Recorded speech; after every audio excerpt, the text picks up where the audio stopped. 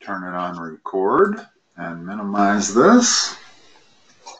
So let's talk about negative exponents. Okay. Most people have problem with negative exponents. You know why? Because they think it means a negative number. It does not. You've circled the answers that are all negative numbers. Here's what it means. 5 to the minus 3 means 1 over 5 to the positive 3. That's what it means. Notice that this is a positive number. okay. So the negative exponent really doesn't have anything to do with negative numbers, and in fact, almost all the time, it's going to be a positive number. So now simplify that. What's that equal to? 1 over 5 cubed. I can't see. What's interesting? You can't see because do you know? Half of it was on the other side, so I can see the whole problem. Well, I was wondering, do you have your go to meeting window minimized? Oh. If you look at that control panel, up near the X is 2 little arrows. If you click on those arrows, it will minimize that control panel. You don't really need to see that control panel during a session. And it covers up a little bit of your screen. So you're saying you can't see this area over here on the right? Can you see what number I just wrote? Yeah, a minute. There's some stuff I need to fix. Okay. Where is it? No, I cannot. You cannot see the number I just wrote? No. On the right side? No. But you can see over here where I wrote in the middle? Yeah. So 5 to the minus 3 equals that. So you can see that. Okay. What is that equal to? Simplify that. Isn't that just 1 over 125? Okay. You see that answer? Yeah. That's our answer. And I think that's the only answer. That's definitely correct. B is minus 5 cubed, which is minus 125. So that's not right. Certainly not minus 15. This is actually right. That's the same thing as 1 over 5 cubed.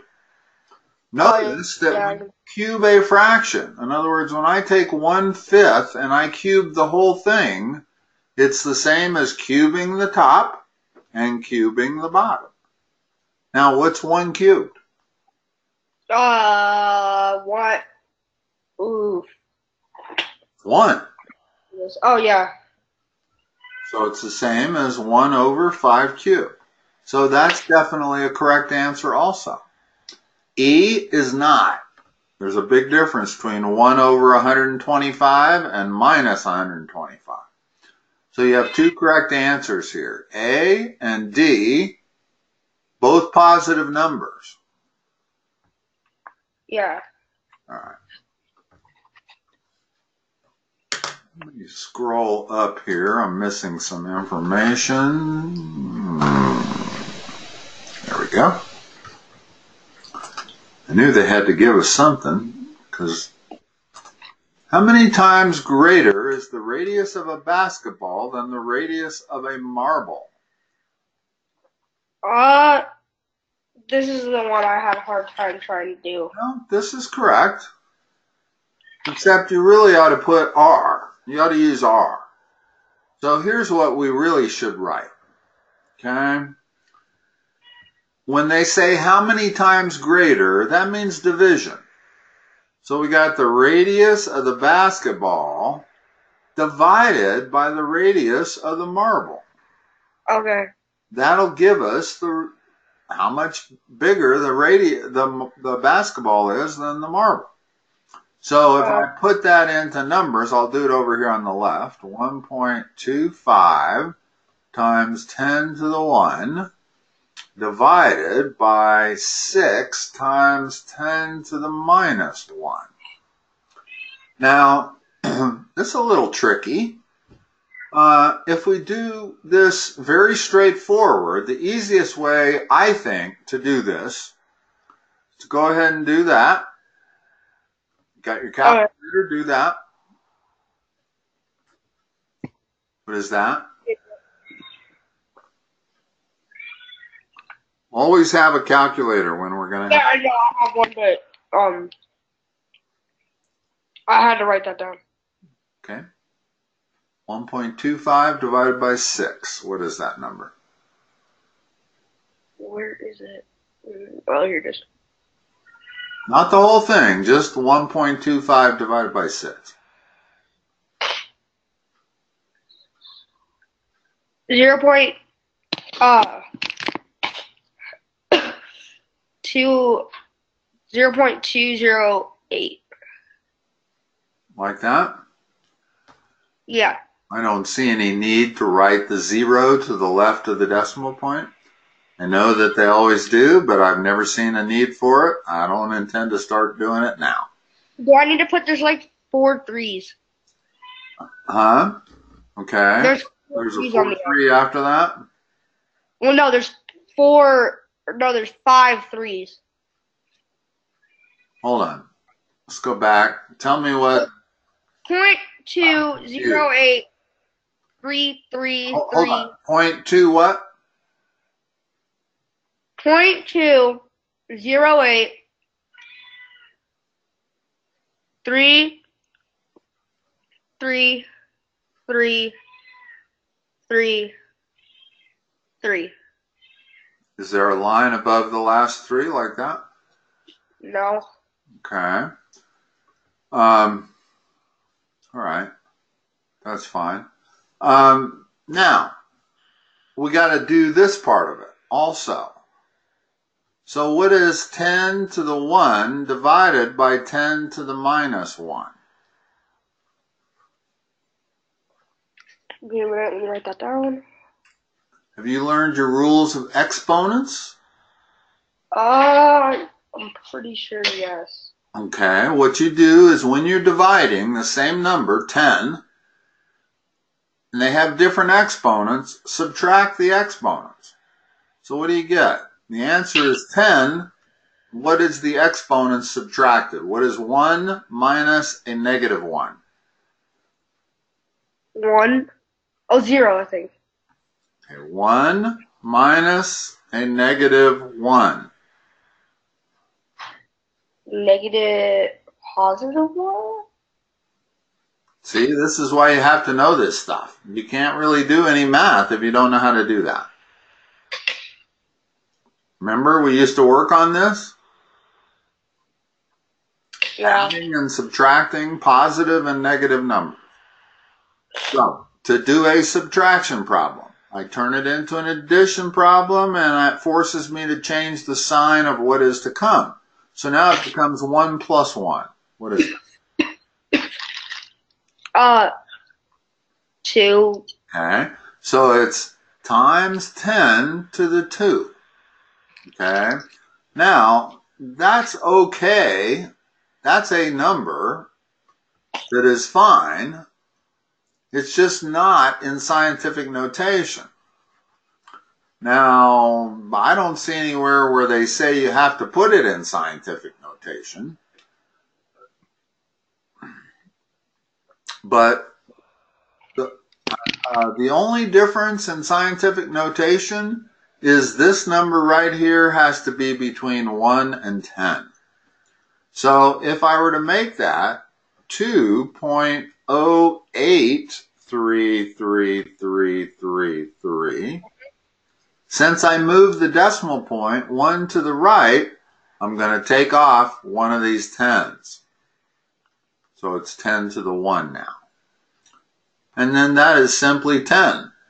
So if I multiply this number by 10, I get 20.83333. Okay? So that's all you're doing. You just have to know how to handle that expression right there.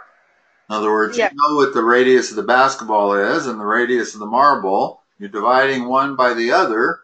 You have to know how to divide numbers. Now, the other thing you could do is, and maybe this would be easier for you, I don't know, and that is to convert that scientific notation immediately to a number. Let's see what happens when we do that. That might be easier for you. Okay. So what is 1.25 times 10 to the 1? 1.25 times 10. Oh, wait. First of all, what's 10 to the 1 equal to? 10. So what's 1.25 times 10? 12.5. Okay. We're dividing that by 6 times 10 to the minus 1. What is 10 to the minus 1 equal to? 0. 10 to the minus 1 is 1 over 10 to the positive 1. That's how you handle negative exponents. What's that number right there? 10. 1 over 10. Oh. A tenth is not the same as 10. Okay. A tenth is 0.1. Yeah. Okay? So this is 6 times 0.1, which is 0.6. Now, do that in your calculator, and you should get our final answer that we had, which is 20.8333. From the 0.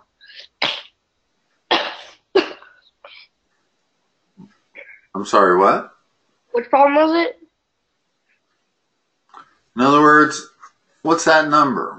In other words, we converted the numerator to a number, and we converted the denominator to a number, as opposed to being in scientific notation. Well, I can't see it. You can't see 12.5 divided by 0.6? Oh, okay. In other words, 12.5 is this numerator. 0.6 is this denominator. We got that. I got the same thing. Same thing. So I'm not sure which would be easier for you. But it's good if you know how to do them both ways. Because they may give you a problem like this. 6.7 times 10 to the 25th divided by 0.3 times 10 to the minus 5th. So you wouldn't want to have to convert the numerator and the denominator there. You'd rather just go ahead and divide that, get an answer, and then divide that and get an answer. And that's the easier way if you're dealing with powers of 10 that are large or very small. However, when your exponent is 1 or minus 1, then it's easy to do it, convert it to a real number first of all, rather than scientific notation. Okay. All right, here, let me scroll down a little bit here.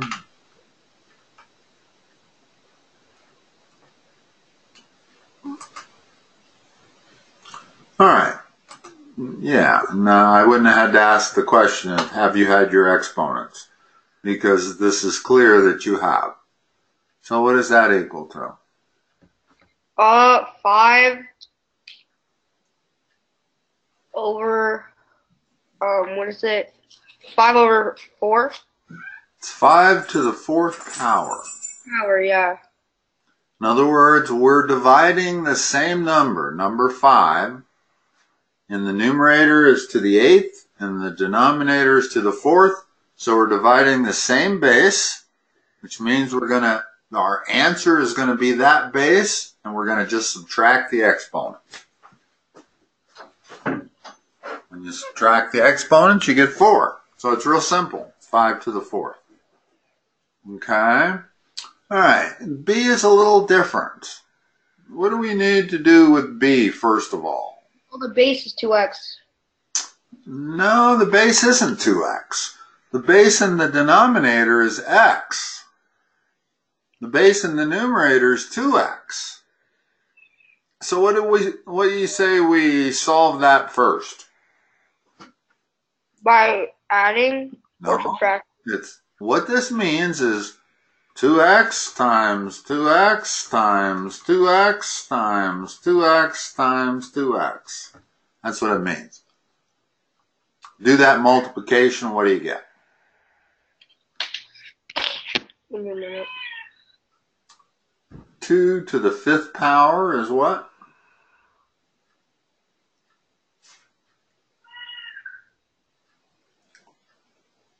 $32. Okay. So it's 32 is the numerical part about it, but it's x to the 5th also, right? Yeah. Okay, now we've gotten rid of the parentheses. Now we're ready to go to town. Okay? Now we can deal with this part right here because that's the same base, x. So what's this answer? Oof.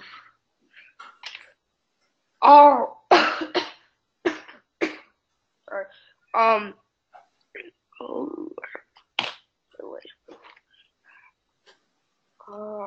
What do you do to the exponents when you're dividing? Oh, you subtract. Okay, so what's the x part? Oh, x is 2. Okay, the 32 doesn't go anywhere. It's still there. So it's 32x squared. Uh-huh. All right. Let's go to the next one. C. Pretty easy. What do you do when you're multiplying? Same base, different exponents? Add. What's the answer?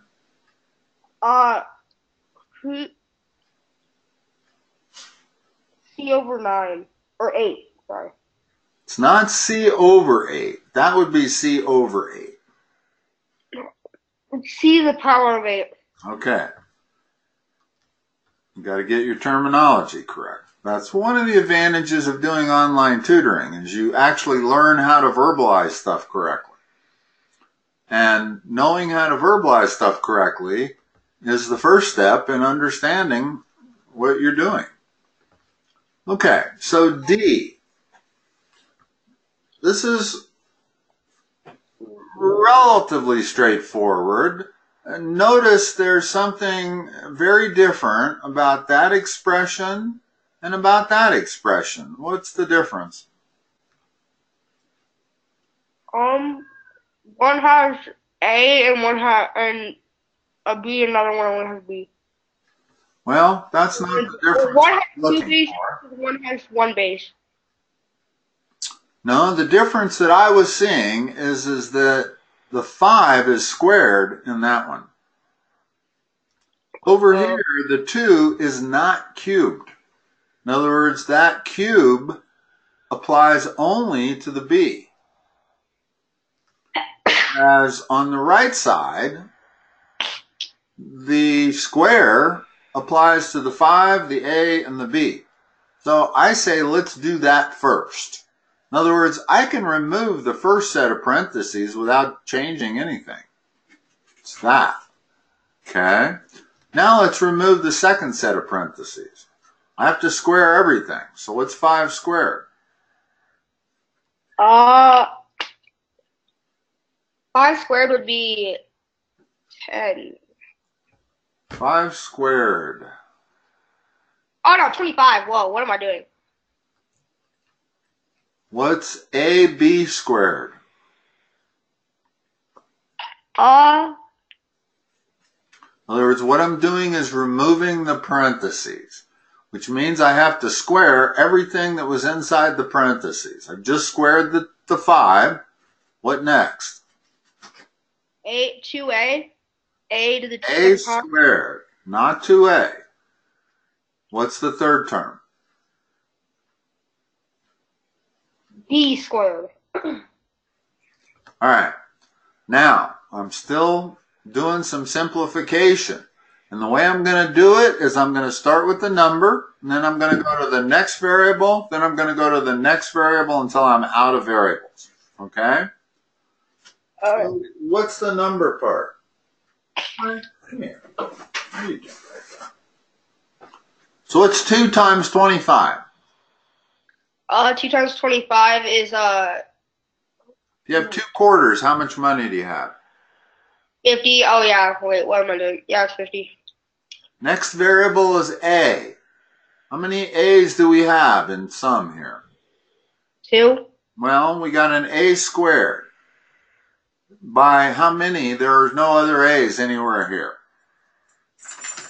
Whereas I have 2 types. I got a b cubed there and a b squared there. So now it's ready to handle the b's.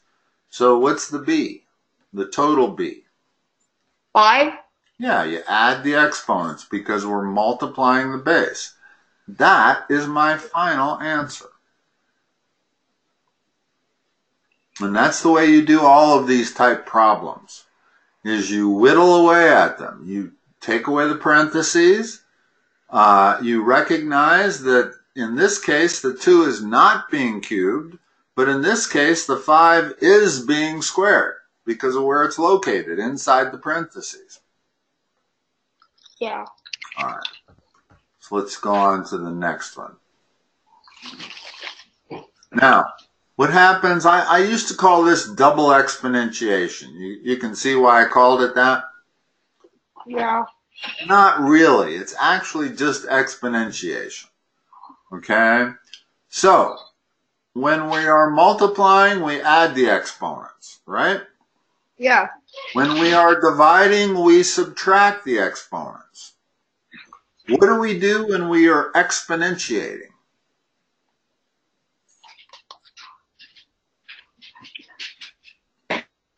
You multiply the exponents. Oh.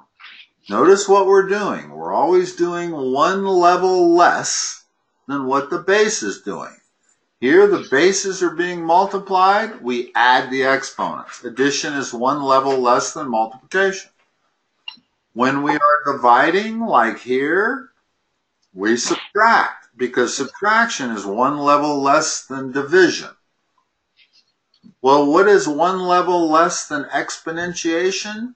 Multiplication. Okay. So, I got a couple things that are involved here.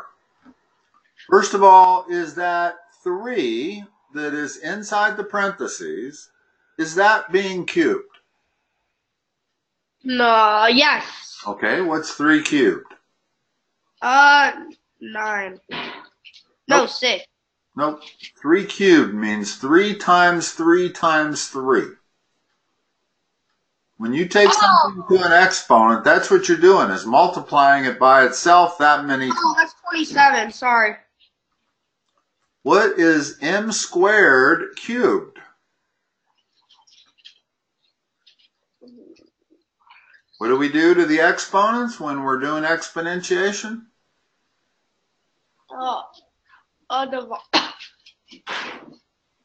Multiply, add. Now you're just guessing. I know.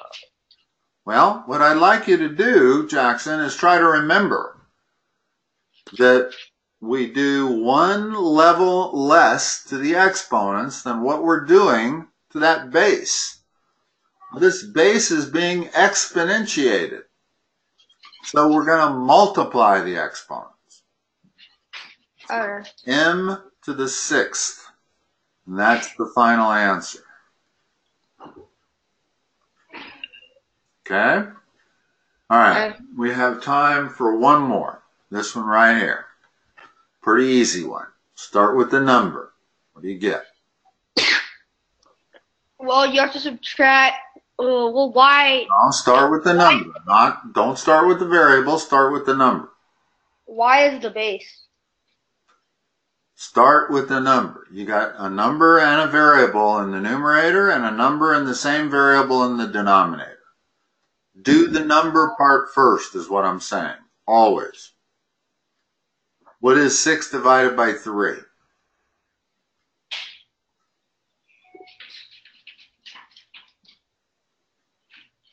What is 6 divided by 3? 2. Okay. So that's the number part. That gets rid of that, gets rid of that. We don't have to pay any attention to it anymore. Now what we're left with is this. Y to the 9th divided by y to the 5th. What's that?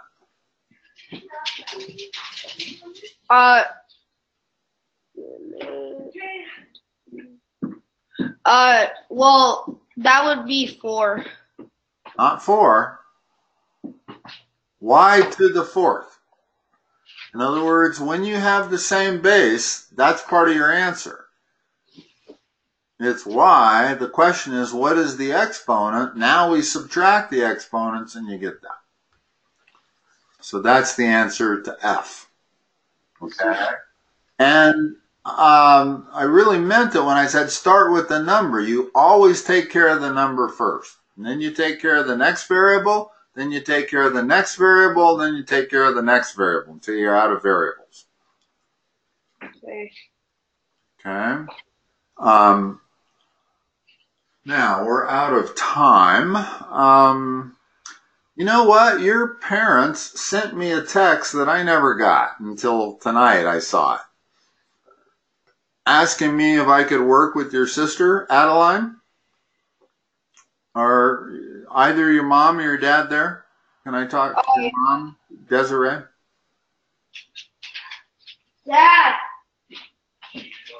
Can he talk with you? Sure.